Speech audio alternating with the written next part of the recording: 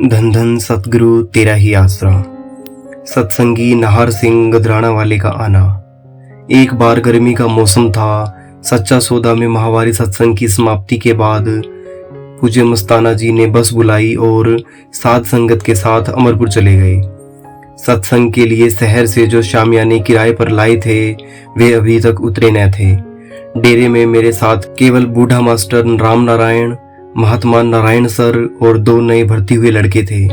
उनमें एक महमदपुर रोही का बलवंत उर्फ प्रेमी नंदा था, दूसरा सुंदरदास प्रेमी का भाई भगवान दास था जो बाद में हिसार चले गए थे। एकाएक बारिश शुरू हो गई। हमने बड़ी मुश्किल से सामियाने उतारे मगर अब उठाने मुश्किल हो गए। इतने में सरदार नाहर सिंह गदराना वाला आ गया और उसकी मदद से हमने शामियाने अंदर रखे। यह काम खत्म होने पर उसने मस्ताना जी के बारे में पूछा तो हमने कहा कि वे अभी अभी अमरपुर धाम को चले गए हैं। फिर पूछने लगा कि अगला सत्संग कब है। हमने बताया कि 5 और 6 सितंबर का है। उसने कहा कि अच्छा, मैं फिर उस दिन आऊंगा। उस दिन बारिश इतनी हुई कि डिग्गी पानी से भर गई। बाहर की जमीन ऊंची होने के कारण डेरे में पानी ही पानी हो गया जिसे निकालना मुश्किल हो गया। मैं यह देखने के लिए कि पानी कहाँ निकाला जाए डेरे से बाहर निकला। पहले सोचा कि पानी नहर के नाले में छोड़ दिया जाए, पर नाला भी खूब भरकर चल रहा था। फिर पिछले नक्के जो मंगाराम हरदयाल के बाग के पीछे शहर की तरफ जा रहा था उसमें पानी तोड़ने का विचार किया, पर वह भी पूरी तरह भरा हुआ चल रहा था। आखिर डेरे के नजदीक वाली पुली के पास से पानी कच्ची सड़क पर जो शहर की तरफ जाती थी तोड़ दिया गया। वह कुछ नीची भी थी। पुली के पास एक आदमी 2 ऊंटों की महार थामे सड़क पर बैठा था। ऊंट लदे हुए थे। उसको कहा कि इनको दरवाजे में ले आओ, क्यों भीग रहे हो। दरवाजा बाहर से खुला था और अंदर दीवार से बंद किया हुआ था। उसने कहा कि इस सामान को उतार कर ही मैं ले जा सकता हूँ और सामान मैं अकेला नहीं उतार सकता। दरवाजा आदमियों से भरा हुआ था। उसने विनती की कि इन ऊँटों का सामान उतरवा दो, मगर कोई ने माना।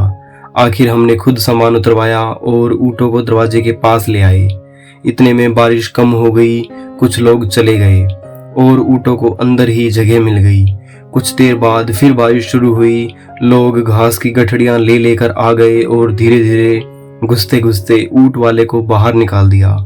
इस गुनहगार के ख्याल में उस दिन की पहली चाय शाम 4 बजे बनाने का मौका मिला। पहले ऊँट वाले को पिलाई और फिर हमने पी। बच्चे जो नए भर्ती हुए थे बेचारे काफी दुखी हुए। प्रेमी नंदा तो अगले दिन सुबह ही डेरे से बाहर निकला, जूते उतारकर हाथ में लिए और भाग गया और अपने घर महमदपुर रोही जा पहुंचा। अगले सत्संग पर सरदार नाहर सिंह ने आकर नाम लिया। नाम लेने के बाद उसने पूज्य मस्ताना जी से हाथ जोड़कर बेनती की कि उसका गांव गदराना है और उसके घर भूत रहता है। वह भूत रात को कभी ऊँट बनकर बोलता है और कभी रीछ बनकर बोलता है। कभी कपड़ों को आग लगा देता है। आधे कपड़े ऊपर होते हैं, आधे नीचे, और बीच वाले कपड़े जले मिलते हैं। कपड़ों पर खून के निशान लगे होते हैं। कभी दीवार पर खून से भरे हाथों के निशान लगे होते हैं और कई बार निशान खत्म हुए मिलते हैं। कभी किसी ऊँट को मार देता है और कभी किसी भैंस को। इस तरह बहुत सी बातें की। पूज्य मस्ताना जी ने फरमाया कि हम भूतों को नहीं निकालते, हम तो जीवों को जन्म मरण के बंधन छुड़ाने का रास्ता बताते हैं जो कर्मों के जाल में फंसे पड़े हैं। घर जाकर उसने रात को सिमरन किया और बड़े आराम की नींद सोया। उसके आराम की बात सुनकर काफी आदमी प्रभावित हुए और अगले सत्संग पर आकर नाम ले गए। गांव और इलाके में इस बात की काफी चर्चा होने लगी। धन धन सतगुरु तेरा ही आसरा।